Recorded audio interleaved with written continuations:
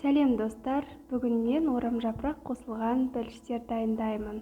Видеоның соңына дейін міндетті түрде қарап, менің каналыма тіркелуді ұмытпаңыздар.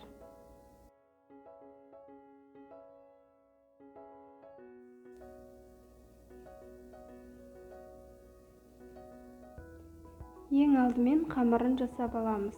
Ол үшін жылы сүтке қантты, тұзды жұмыртқаны салып араластырамыз.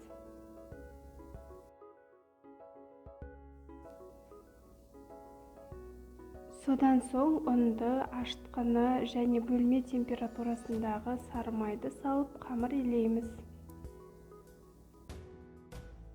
Қамырды жұмсақ етіп илейміз, содан соң 1 сағатқа жылы жерде ашытып қоямыз.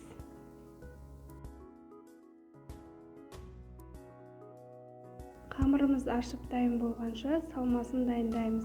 Ол үшін майдалап туралған пиязды, күштен өткізілген сәбізді және орамжапырақты жақсылап қызып тұрған майда қуырып аламыз.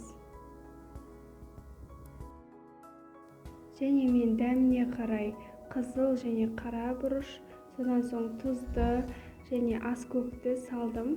Сіздер өздеріңіз қалағандарыңызша дәмдеуіштер салсаңыздар болады. Барлығын салып араластырып болған соң, қақпағын жауып, жай отта 10-15 минутқа қалдырамыз. Қамырымыз ашып дайын болды. Енді оны бөлшектерге бөліп, дөңгелектер дайындап аламыз.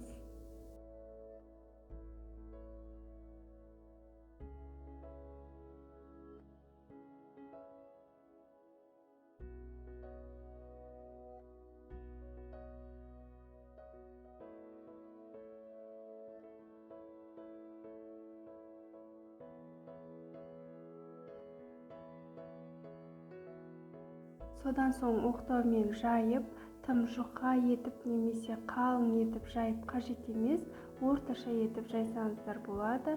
Содан соң салмасын салып, осындай формалар жасап аламыз. Барлығын жасап болған соң, бетіне жұмыртқа жағып, 180 градуста қызып тұрған пеште пісіріп аламыз.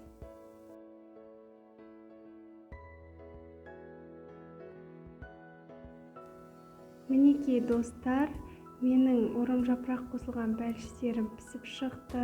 Көріп тұрғандарыңыздай өте жақсы көтерілген.